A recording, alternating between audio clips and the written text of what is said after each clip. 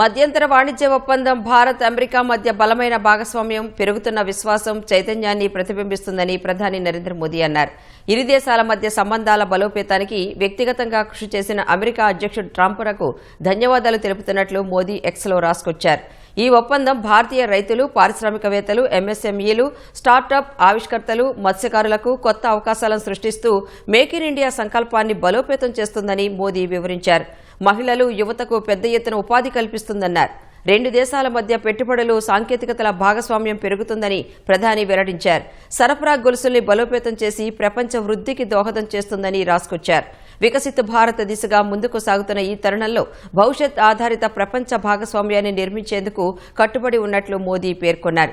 ఈ ఒప్పందం భారత్, అమెరికా మధ్య పరస్పర ప్రయోజనకరమైన వాణిజ్య భాగస్వామ్యాన్ని సాకారం చేస్తుందని విదేశాంగ మంత్రి జయశంకర్ పోస్ట్ చేశారు.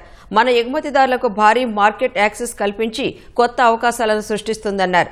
మేక్ ఇన్ ఇండియాను మరింత బలోపేతం చేసే కొత్త మార్గాలు తెరుచుకున్నాయని జయశంకర్ వివరించారు.